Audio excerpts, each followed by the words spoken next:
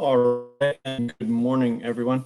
I decided today that I would kind of walk us through the assignment for this week, the Webquest on the tensions on slavery, and see if I can help make sure that we can get through all the links and find out what we're really looking for in here.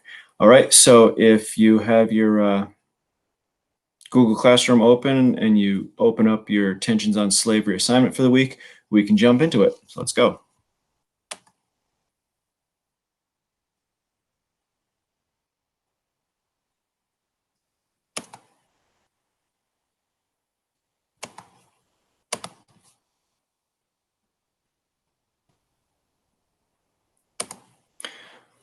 Right, so if we look, first of all, we see that on the assignment for this week, it says use the embedded web links to help you answer the questions. Think about how this practice of owning humans as possessions was controversial and dividing the nation in the mid-1800s. So again, try not to put today's values onto the people of the 1800s, but look at it for what it was at that time as an issue that some people felt very strongly was a positive and a necessary, and some people felt very strongly against.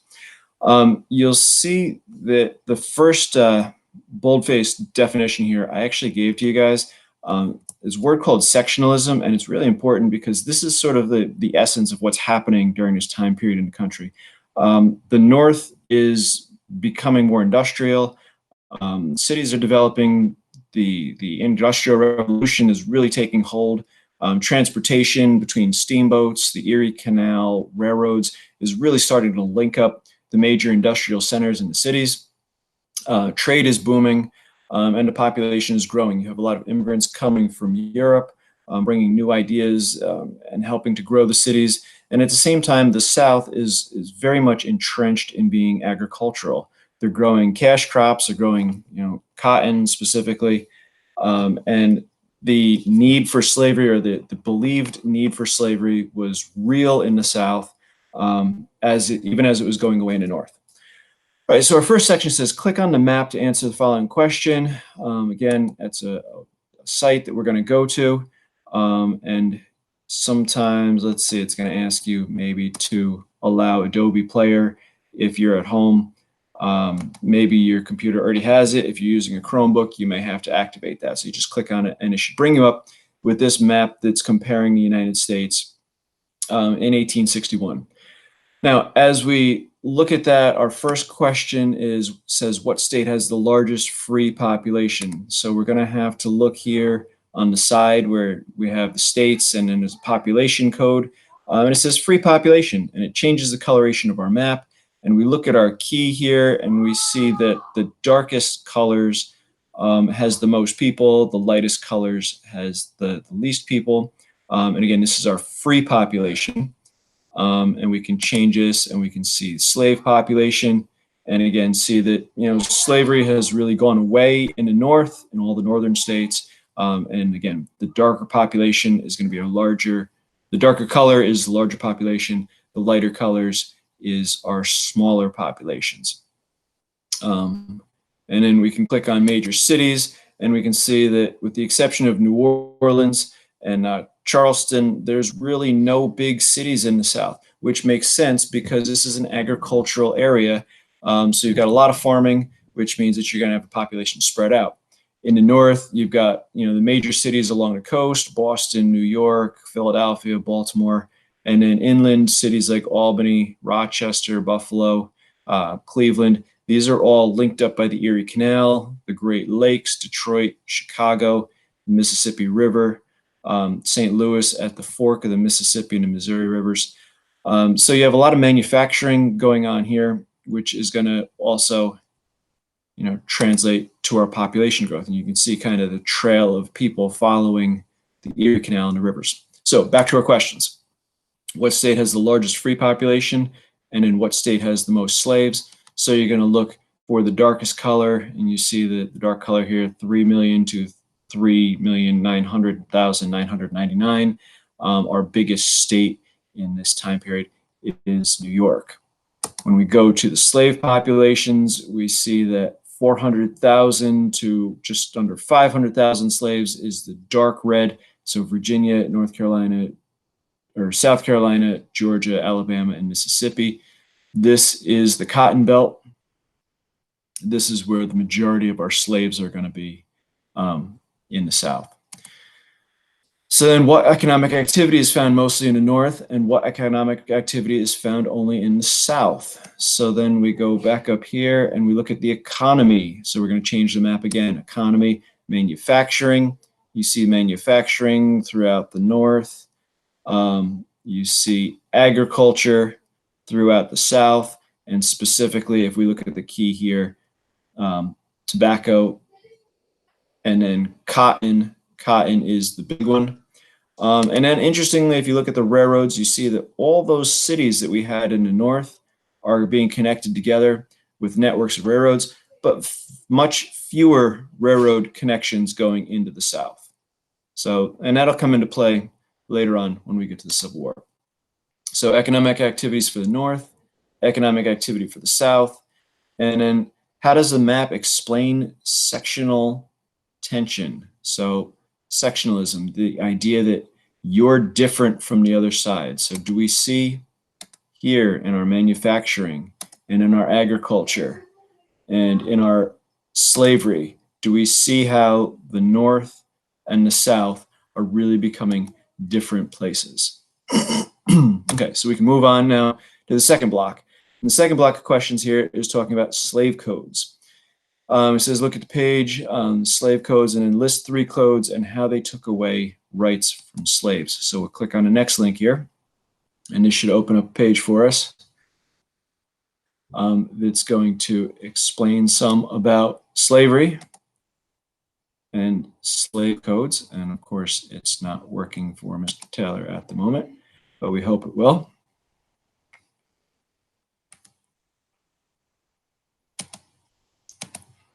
There it goes. All right, slave codes. As we skim our way through here, slave codes are laws that restrict slaves' behavior. So laws that restrict the slave's behavior, those are our slave codes. So that would go here as our definition. Now, definition, slave codes, laws that restrict slaves' behavior. Then we want to look for 3 examples. So as we look through here, it says, we scroll through, each colony has their own about what it was, not allowed to own their own property. They're not allowed to assemble without the presence of a white person. They have to have curfews. Slaves accused of crimes against white people had no ability to testify on their own behalf, so they have no legal rights. Slave codes made it illegal to learn to read and write. Slave codes made it difficult to have gatherings like church. They were not allowed to legally get married. So it makes that easier to break up a family. If you don't recognize that a man and a woman are legally married, then you don't have to worry about breaking up a family because it doesn't legally exist. And then, so you can pick out any 3 of those and explain it a little bit. Why is it a big deal that you don't have legal rights? Why would it be a big deal that you can't learn to read and write? Why is it a big deal that you can't, get married legally or create a family legally? So pick any 3 of those that are in there and explain what it is here in our slave code section. All right. Our next section, it says explore the Underground Railroad. So that'll take us to our friends at Ducksters here. I know you guys always get a kick out of Ducksters. Underground Railroad, the first thing it says, what is it? Is it a railroad? No, it's not a railroad. It's a system that's helping people to escape from slavery. It's not underground, it's not a tunnel, it's not a train, it's not actually a railroad. So it's a system where people are moving from place to place in secret along from the south to the north. So what is meant by the Underground Railroad is that idea that it's a secret network of places and people that are trying to help slaves to escape. And then it says, who was a famous conductor on the Underground Railroad? Again, using the idea of railroad speak here, conductors, people that are helping to run the Underground Railroad. And it says here, some of the conductors were former slaves, such as Harriet Tubman. She's probably one of the most famous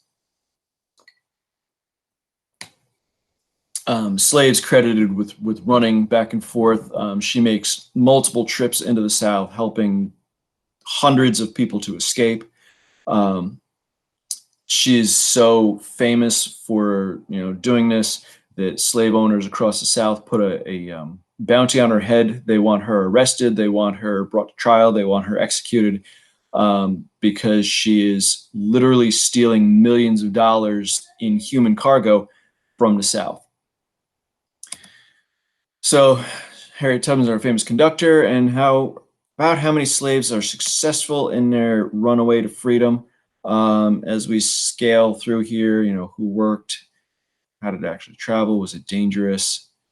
How many people escaped? Well, since slaves escaped in secrecy, no one is quite sure. Numbers vary greatly. Estimates around 100,000 or so slaves. So again, the value that's placed, the dollar value that's placed on a slave could be $1,000, $2,000, as much as $3,000 per person. So you're talking 100,000 slaves at $1,000 a piece, or $3,000 a piece. You're talking huge amounts of money that slave owners felt they were losing, which led them to push Congress to pass something called the Fugitive Slave Act, which is right here. And the Fugitive Slave Act is a law that made it harder for slaves to run away, meaning that if you ran away, you had to escape all the way to Canada in order to get your freedom. No place in the United States was going to be safe anymore. Abolition. Abolition here, an abolitionist, the person, ist, you see on the end of a word, ist, is a person who does something. So a person who wants abolition. Abolition is the idea of getting rid of slavery. So here for our definition, we want to say that abolitionist is a person who wants to end slavery. And then the Fugitive Slave Act, there's a link here that's going to take you to some information about the Fugitive Slave Act, but you could probably get the rest of it actually here on the Duxter's site, where the Fugitive Slave Act says, where did the slaves have to go to get away? According to the Fugitive Slave Act, now slaves need to go all the way to Canada. Again, it used to be good enough just to get to a northern state where slavery was illegal, but after the Fugitive Slave Act, now slaves were considered slaves anywhere in the United States. So even in a state like New York where slavery was illegal, a runaway slave could still be captured by anyone and then returned to where it was believed it came from in slavery. What happened to a person helping a runaway slave? So again, Fugitive Slave Act says that if you were helping, and we'll look at the other site here, the Fugitive Slave Act site. If you helped a slave to run away, you could be charged up to $1,000. You say, well, $1,000, that's a lot of money today, but $1,000 in 1850 is more like $10,000 today. So again, it's a big fine that you would face for helping slaves to run away. Now, why would Southerners be in favor of a law like this? Well, it's requiring that slaves are returned to their rightful owners. So if you're a slave owner in the South and your slave ran away, you can get that slave back from anywhere else in the country. So it's going to help you to recover your property. And then why would abolitionists hate the law? Well, we said abolitionists are a person who wants to end slavery. So now it's going to, abolitionists are against this because it's going to help slavery to become have more power around the country. So your slaves that you're trying to help run away, you now have to get all the way to Canada out of the country in order for them to be safe. All right, so after you've answered all those questions, which we just kind of ran through, then just think deeper here. Based on the information, how's the issue dividing the country? So you have people that own slaves and believe that slavery is their legal right, and that owning a person as property is an acceptable economic activity. It's a means to get your farm work done.